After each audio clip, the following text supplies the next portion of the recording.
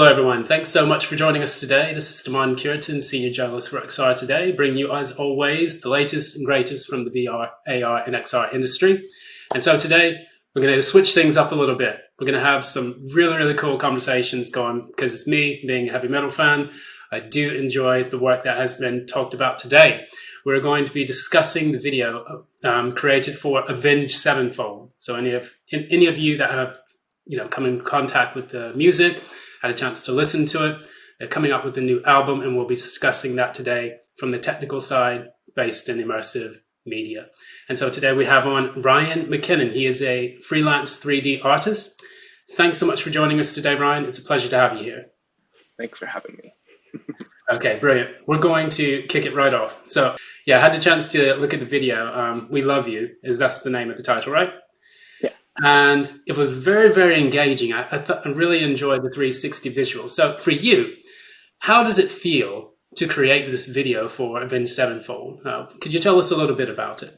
Yeah, it's super surreal. I literally used to have their band T-shirts on my wall. It's super surreal to be able to create something like this, especially for a band like them. Yeah. Yeah, absolutely. Yeah. And so for you, what kind of vision did you have for this that you wanted to communicate with audiences? Yeah, it kind of started with just hand drawing my initial ideas out. I kind of started in the middle of the video, weirdly. I started with kind of this idea of these shifting levels of kind of society and growing just up from a house. It originally didn't even have the field or the nature. I kind of worked backwards a little bit, and that kind of came from starting in the middle. But yeah. Yeah. And I know we had some really interesting visuals, different progressions from the natural side moving into the very technocratic side of it. And I think that's something that the band members wanted to communicate in that video. So yeah, you used Unreal Engine, is that correct? Correct. Yeah. Now, how easy was it for you to use Unreal Engine to kind of create this, creative process to develop the video?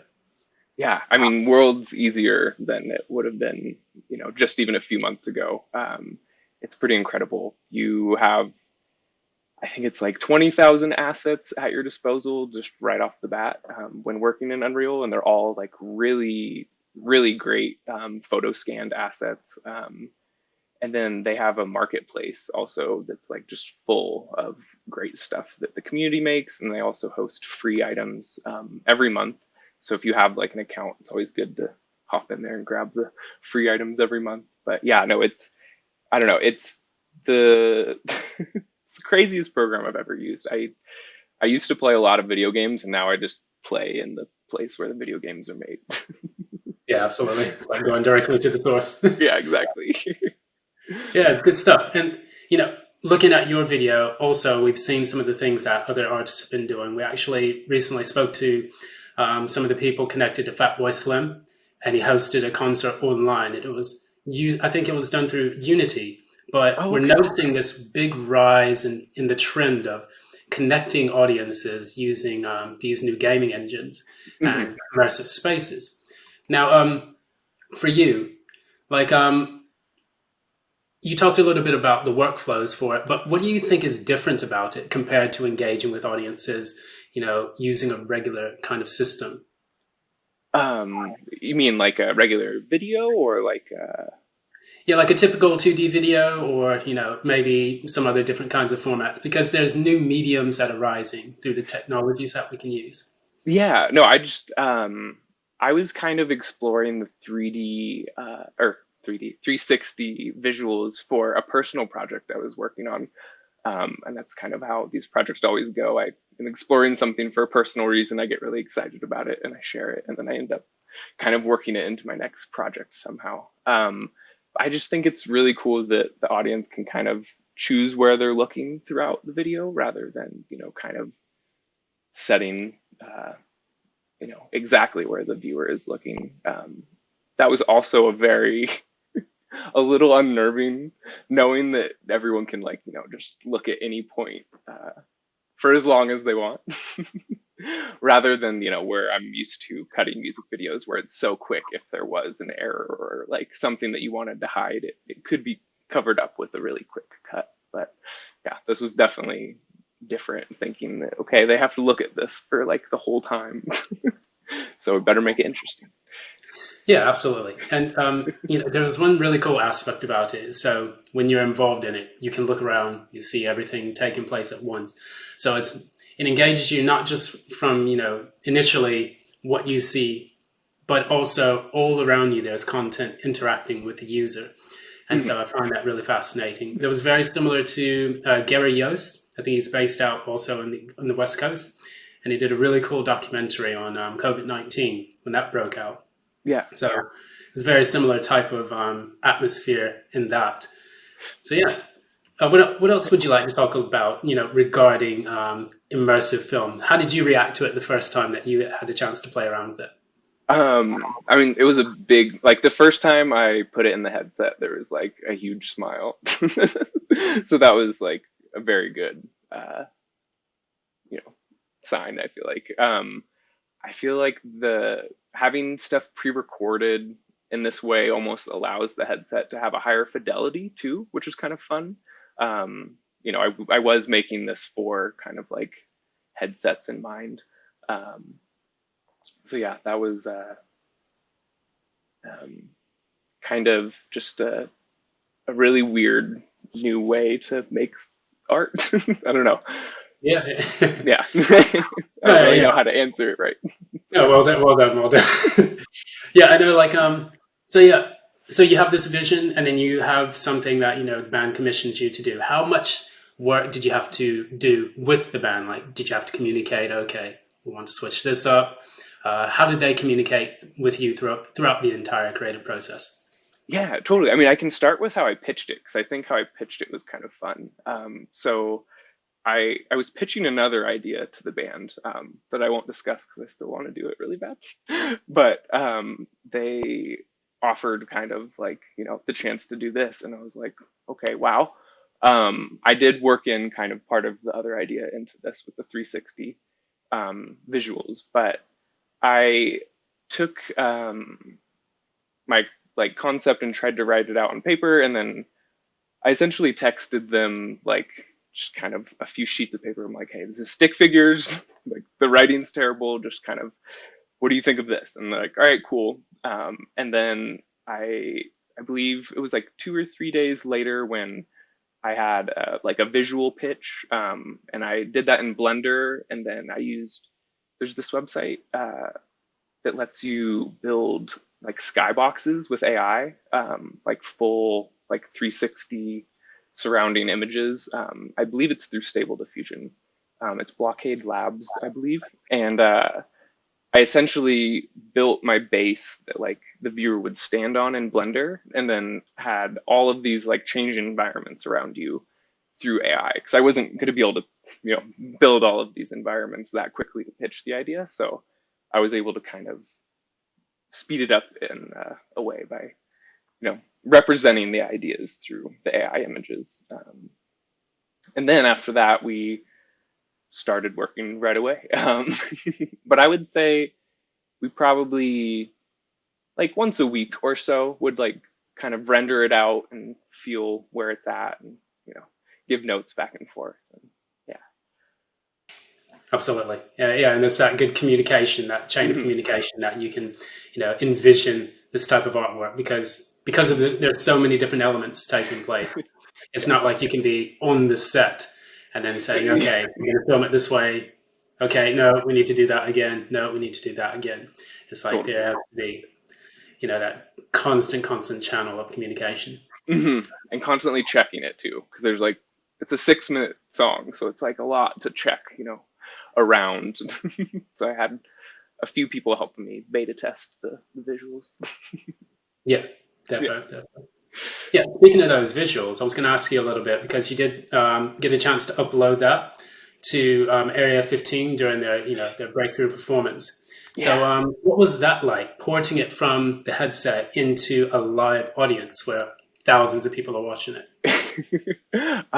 It was definitely a process. I was a little lost at first. You have to like map each wall kind of like as its own video, and I've never done that before. And so I essentially set up a pretty cool rig in Unreal where like I had the pixel map like in cameras set to the exact like size, and that way I could just kind of move my camera and render out that camera, and that would take care of that wall and that wall and that wall. At first, it was definitely a little confusing, but once I got a good like pipeline down, it was very cool. Yeah. Nice. Yeah, I remember using the MetaQuest 2 headset, mapping my entire room before I play a video game. That new Yeah, feature they got. I imagine it's something similar to that. yeah. No, it's not. But cool, yeah, and the performance, it seemed like it was very well done, and a lot of people were out there really enjoying themselves. Now, I just wanted to ask, like, is there anything else you wanted to talk about? I guess maybe about the future of immersive performances, things of that nature. Do you see this as being kind of the new medium that artists can use to express themselves? Yeah, I think there's a lot of potential with not just like animation, but also creating like green screen content, like with the actual real people in the video. I've been doing a little bit of that uh, over the last few months. It's definitely making the green screen stuff blend with the real environment, or the Unreal environment is definitely a challenge. But I really think there's going to be like, I don't know, just a huge flourishing like community of people creating in that pipeline. It's becoming, there's a few apps that you can use right now to like pretty much key out any green screen or non-green screen stuff decently, and then like toss that into Unreal, and then now that person's hanging out in whatever scene they built. I've seen a few people use like the motion capture suits and like snapping back between like them in real life and then like a motion uh, you know, captured actor in a scene that's like, yeah, it's, there's so many different so many different avenues people are exploring right now, and yeah, it's super exciting. I think getting some sort of like 3D program under anyone's belt like that's interested in the like just filmmaking world whatsoever. Like I purely come from a camera world, and like the camera in Unreal like actually changes like its light, like depending on if you change the shutter speed, the aperture, like you could literally learn how to use a camera in Unreal, like, and it's a free program. I don't know, it's like the most mind-blowing thing to me. Yeah, defo. And going back, I was looking at I was thinking back to some of the videos that I was really a big fan of, like when I was like listening to MTV. Like I'm older, so definitely like I remember Headbangers Ball and stuff like that. But Yeah. I remember looking at some of the videos from Tool or like Miss Sugar, things that, Hmm. and even you even go into like Marilyn Manson. So, and the way that they kind of shot those videos, whether they were using still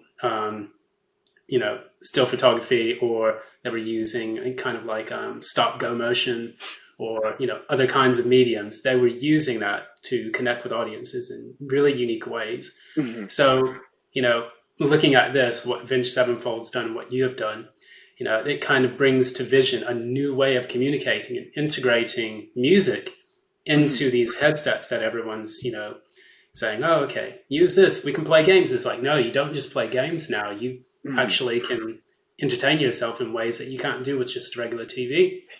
Totally. Yeah. No, I want to see short films in these headsets. Like I know there are, but I would love to see like way more. There are some really cool experiences in there, yeah, besides the games, but I would love to see more stuff. Defo. Well, great. Yeah. Thanks so much for joining us today. I really appreciate your time, and yeah, all the best to you and the A7X crew. Wish you best of luck on the tour. That's going to be quite a grueling experience, I know, but it's going to be amazing. I hope they come to London soon. Yes. Well, thank you very much for having me. I really appreciate it. Brilliant. So yeah, thanks for joining us, everyone. And once again, this has been Ryan McKinnon. He is a freelance 3D artist. He is also the creator of the new video, We Love You, from Avenged Sevenfold. And so you can follow his work here. I'll put that in the description box below. Also, if you'd like to follow more stories like this, please join us at the XR News hashtag. And once again, Ryan Cureton, signing off. Thanks so much for joining us today, and rock on.